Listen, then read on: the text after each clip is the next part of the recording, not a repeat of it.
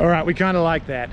So Sarah from Noah Yachting said, hey, the C50 holiday just arrived this morning, so go over and take a look. You've got to go over and take a look. And fair enough, she's pretty cool. Let's have a look.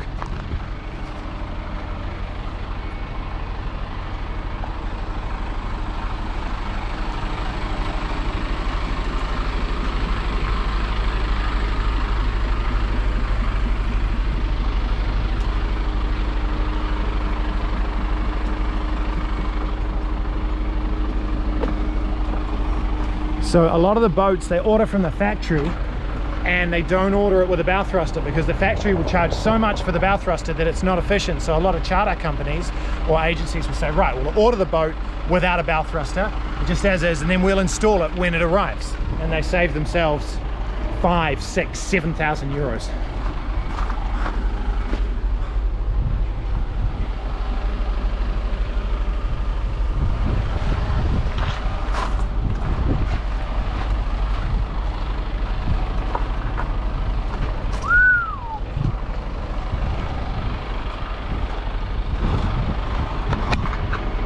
So there's a bit of work to be done before it's now. They've got 1 week. Deliveries have been so late on so many boats, new boats this year, because of whatever reasons they're using excuses for them, whatever ones are real.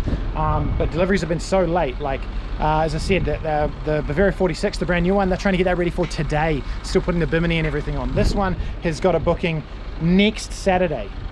As you can see, it doesn't even have its keel on. All right, so here's the bottom section of the keel, the C50, and it's got to go obviously on the bottom of the keel. Bow thruster's got to be installed. Clearly it's got no mast on it either, so that's got to be done. So the whole rigging's got to be done, and then all of the extras, the rudder's got to be put on. All of this stuff's got to happen in 7 days to try and get that ready for its booking on Saturday.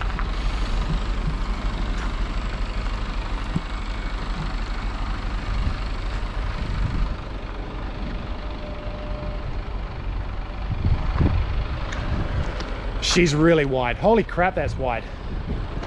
It's flat. It's just about flat. That's not the GoPro doing that. That is basically flat. Holy crap. Look at that. So these guys have asked me to do a check-in video for this boat, and then we'll look at doing a review as well. C50 holiday. Beautiful. Hey everyone, welcome back to the 45D reviews. My name is Nick and we will be reviewing the Bavaria C50 today. As you've seen, we saw it out of the water when it was first delivered.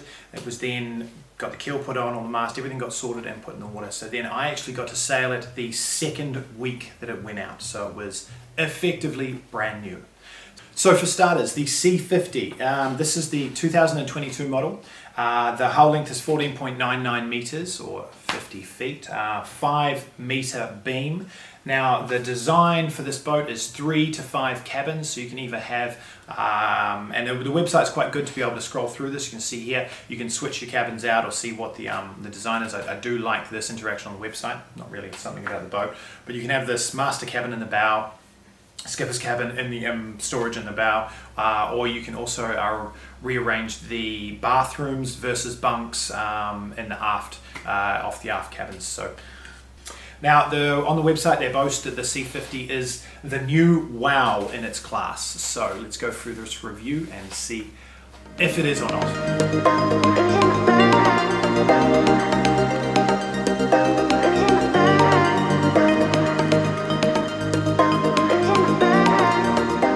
So in the cockpit here we've got good storage. There is lockers all over this area, and it's sort of been redesigned Bavaria style, like I mean it's like the C style. So the other experience I have with these yachts is the C57, which we'll talk about later.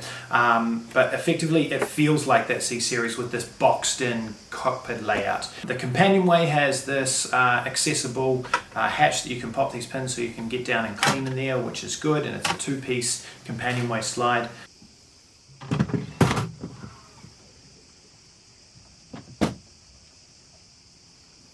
As we look at the helm stations, all right, the line setup and everything is coming into that more single-handed style. The C series has moved on to where Hansa and a number of the other boats have, where everything comes back to the helm stations. So there's no secondary winches up by the companionway. Everything is running down to here. Now, this line setup with the winches, this was strange. I didn't like part of this at all, because the combing that they've built and then the angle from the clutch to this winch meant that it was actually rubbing on the combing. So eventually that's just going to wear through, and I find that is really, really bad design. This section here, this little cut-off section by the helm stations with the drink holders and a place to put the winch pockets, I felt that really useful. It was practical. It was a good spot to have those things. And often on production yachts at the moment, we're finding that there's not these places for these practical things. So that was really good to have. Looking at the starboard helm station with the gear lever position, I did not like this, and the position for neutral was a cocked forward angle because of the position of the handle. It obviously didn't want to come all the way back through the helm itself, but it was a little bit finicky to operate, and then when you thought you were in neutral, you had to make sure that that angle was right, and you had to feel it, which is fine. You need to feel a gear lever, and you can put some stickers and things on there. Also, the engine control panel, this was in the stupidest place I could even imagine. Like, you've got so much real estate to put it, you could put it down by the winches, you could put it anywhere, and it's down here covered up and hard to see, hard to get to. So that, I thought, Bavaria, what are you thinking there? I mean, surely it could have gone up on top of the console or anywhere else but there. Really nice big cleats, big open cleats on this yacht. I like that, especially over here in Croatia. We deal with a lot of very thick mooring lines. When you get up to 50 and 55 foot yachts, you're often on the bigger piers, so these mooring lines are thick, and it gives you the ability to do OXOs back to the dock and then OXO again, so you've got a lot of real estate on your cleat. I like that. These helm steps, okay, compared to like the Bavaria 46, where the helm step comes up and has a very definitive place for that little paddle to lock into, this was just slipping against the teak and going, okay, stop there. But I found it very, it didn't feel solid or safe. I feel if someone kicked that, like just walked past and caught it with their toe, then it would slam down on toes immediately, and that's the combination of someone standing on it, and it just could be really bad. So I didn't like that, and also it gets very dirty under there with not good drainage to clean.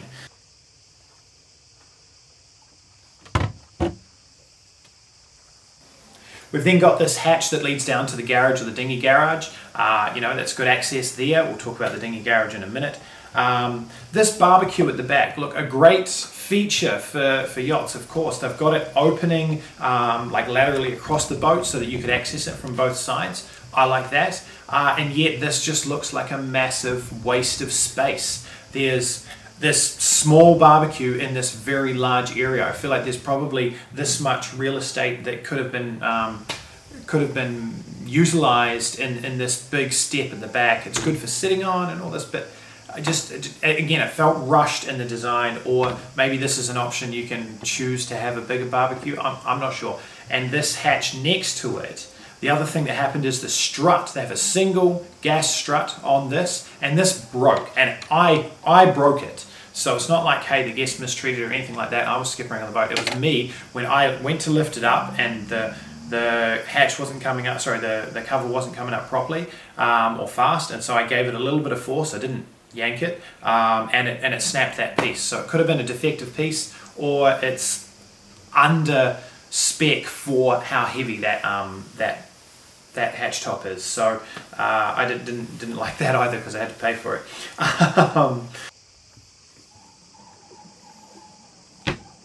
Heading down onto the swim platform, lovely big swim platform. This is one of the things that the C series excels in. It's a huge platform. It's great. It's not too high off the water, and yet it's high enough that it's not going to catch a lot of the waves that come into the back when you're sitting at anchor. And the step down to it This is the same on the C57 actually.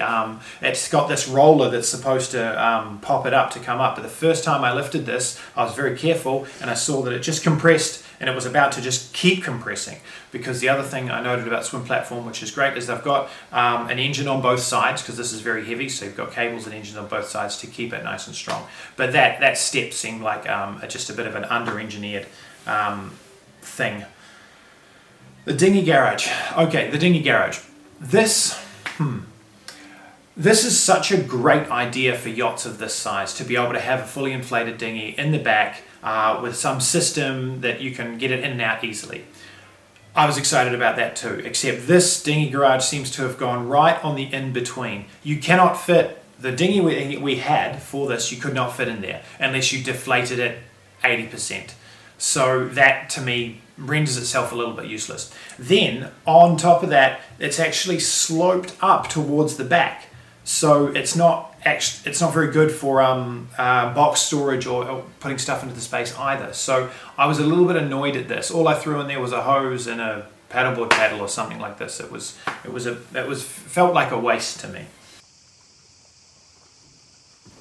Cockpit tables, nice solid cockpit tables. They don't go down. I'm not sure if this is an option. I'll check the equipment list, but they don't go down to create lounges. But they're solid. They've got good grab rails on them. But the drainage underneath the teak on the cockpit floor, it's slightly raised on the spot there, and so it was collecting that little bit of like teak soaked juice and everything, and dust and crumbs and things, and you'd wash it down with a hose, but it wouldn't ever fully drain. You had to mop it out with a sponge. So I think that's a bit rubbish. You can always set that down so that it will drain properly, and it seems like a rushed thing. With the tables, like part of the review here is I'm saying is that I didn't enjoy the finish of this boat, and the tables were exactly the same. You can see the pitting and the finish on top here, just not done properly, not done to a high standard in the end, so that was a bit of a letdown as well. On the top decks, the saloon top, there's a lot of space up there on top of the hatches, flush mounted hatches, and there is an option to purchase have made the lounger cushions, the sun deck cushions there, which this is something like a yacht like this really excels in, is lounging space up top, lounging space forward of the mast if you want to as well. As you see by the mock-ups from Bavaria's website, you can order cushions for anywhere on the boat. So top deck space was really cool. Just a big flat wide expanse that you could do almost anything with, which was neat. So I liked that.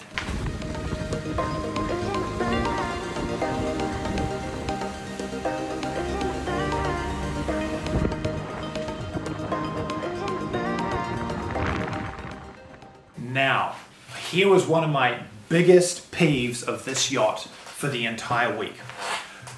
Whenever you go up the side of a yacht or anything and you move towards the bow, which we do a lot every time we anchor, docking, etc., just moving around, if you have wide side-mounted stays that are mounted right on the sides on the beam on the gunnel, then typically you're going to have to sort of duck under them. So you hold on to them and you duck under them. And this has very nice wide decks as you go up, except there's this one stupid ridiculous feature that they put in, which I can only see is for looks or design, which is where they take the roughed grip section, they raise it slightly on an angle, almost, I was wondering if it was to direct water, but it still doesn't make sense, and they've taken all the non-slip off it. So it is the most slippery section, and of course it's right underneath the stays as you go around. So every time I went to walk up there, I would grab the side stays and I would plant my foot as wide as I could, and it would be on this slippery spot, and it was always really slippery. And I looked down below, I looked up top, I was like, the stupidest thing. Oh, so frustrating that at 20 past 11 at night, and I'm going through this edit, getting some extra footage, and I realize why those indents are there, and really frustrated myself that I didn't think of this. But for the Genoa tracks, if you have an overlapping Genoa, as you can see in this little mock-up here, I would say that's what it's for. It makes sense, but man, it still just annoyed the hell out of me every time I slipped on it during that week. Back in the cockpit, we've got these line bags. These don't have like an access point to go straight through to them, or a feeder. They're just sorry, not bags, compartments. That's fine. They just felt a little bit messy to me, but I'd still like having them, which is good. As we go downstairs, so that's most of it for the topics for now. As we go downstairs, the entrance to the companionway. So I'm 6'1", 6'2", something like that, and the companionway steps, the distance from where the companionway slides forward and then the steps go down. This coming down here, every time I had to contort myself to go down. They have not left enough space or made the companionway slide go far enough to the bow in order to make space to just be able to walk down the companionway steps. This is a 50-foot yacht. It should have that space. I know 30-foot yachts that have this space, but it should have the space. So that frustrated me a bit every time I was walking down the companionway steps, having to hold something and contort round just to get down the steps. It just seemed silly. And so subsequently, every single person on that yacht that week smacked their head on the way out. So you come to go up, you'd be looking out this lovely view and bang, hit your head because it started too soon. There was not enough clearance. That, I found, is one of the biggest design flaws on the boat after the slippery deck thing. Downstairs, the floorboards. So this was another concern of mine, and it's like the Bavaria Cruiser series seem to have a really... They're a basic boat and they've got a good finish, and I've never really had this problem where floorboards are uneven or really creaky. Some of the older boats, sure, but that was usually because someone got a bit too much moisture in there. This is a brand new boat, and we had floorboards that were actually rocking, one main one.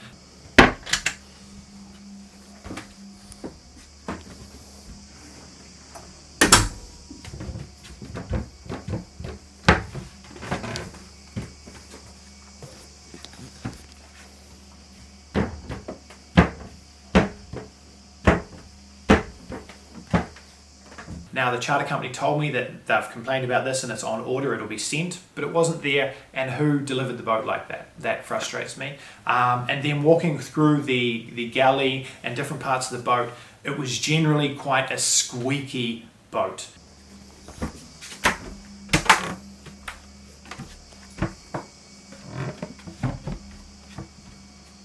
A lot of movement and a lot of squeaking in the floorboards, which, yeah.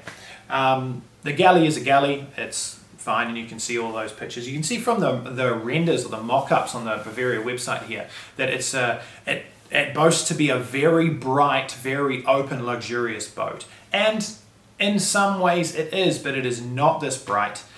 Certainly these aft cabins are nowhere near as bright as the renders show, with all the lights on, all the windows open and the Croatian sun flowing in. It's not that bright.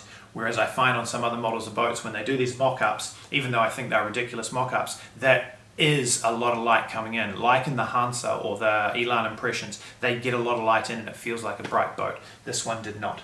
There's a bit of wine story around the floor at some point there, and the only other thing that happened downstairs that I was interested in was the bilge alarm went off. We got a fair bit of water into the bilge, which I never actually found out where it came from. I assumed it was a freshwater leak because it was not salty. But we got this bilge alarm going off very, very loud, and it would go on and off, and the design in there wasn't removing the water very well. But again, that's an install issue or an equipment choice issue, not a boat design fault as such. All right, let's talk about sailing performance. Now, I have not got a lot of sailing footage or drone footage from this yacht. Unfortunately, to be honest, I was a bit disillusioned by the boat, and I lost interest in filming too much of it. So I apologize about that. But effectively, the boat felt slow. Now, I could be completely wrong about that. I've got some numbers here because I filmed as many of them on the digital display as I could as I was going along to see how it stacked up. Effectively, what they boast is that it's going to be able to do 7.9 knots at something like 36 degrees apparent, 38 degrees apparent.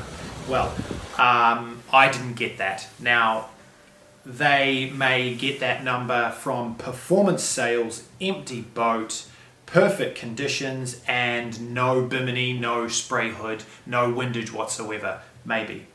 But in reality, when I was out sailing this boat, sometimes I was towing the tender on this, sometimes I was not, which of course affects the speed. But when not, we were pulling 7.5 knots at 65 degrees apparent in a 14, 15 knot breeze. Now, it felt very slow, and if it dropped below that 14 knots, the speed really dropped, and it just felt like it needed a whole lot to get going. As far as its windward angle, it was not sailing high to the wind. I think that really flat bottom that we saw at the beginning of the review affects that. But I did not enjoy sailing this yacht, which was a real shame because I was looking forward to it. I was excited I took the job because it was the new C50.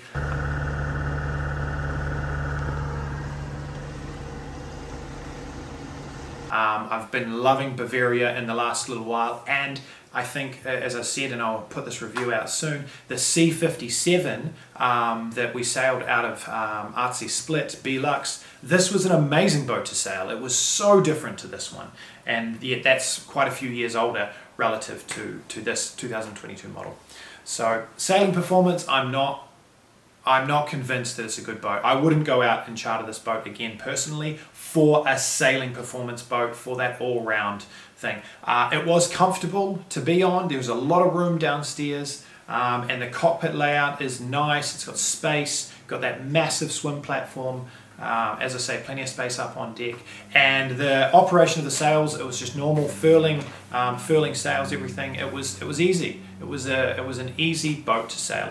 And I like also that it had a single rudder yachts. I find a bit better, from my reviews, as opposed to like the cruiser series that a lot of them have the twin rudders. So I do prefer the single rudders. So that's the C50. Do I think that this is Bavaria's new wow for its class? No, I don't. I don't think it's the new wow. Other 50-foot yachts in the market, I think, destroy this, and it just really didn't. It didn't do it for me. And at the same time, I wouldn't say it's not a boat to charter. For me, it's not a boat to buy, but I would definitely take it out. I would definitely encourage someone to take it out for a week if sailing performance wasn't their push, and they were out with the family. It was a great family sailing out for a week boat. All right, one thing I almost completely forgot, which was another very important thing, the bow roller and the anchor chain. So, really good anchor locker, big fall, good space so that you don't have to manage it or push down chain or anything like that. That's excellent. The bow roller design was terrible in the sense that it came off twice in the week that I was out, and it came off the week before, resulting in chipping of the bow immediately, because it actually, whatever was up with the length and the way the anchor capstan was set, it would bounce quite profusely, and then it actually, if you got any movement sideways, it would be capable of popping off. And so when I checked out the boat, they said, hey, look, this happened last week, so that chip is not your fault on the bow, because it came off and hit the gel coat, and then obviously came off with them, and then it came off twice with me, causing another chip. So really non-captive design there, and just something about the distances and the way it moved was just way too volatile, and it came off twice on me. So that was another thing I just needed to add in there before I finished this review. So I hope you enjoyed that review. Please, I would love to hear the comments, good, bad, ugly, all of it. If you have questions, throw them in the comments below. Remember, subscribe to our channel if you want to see more of these reviews, and we will see you in the future. Thanks for watching.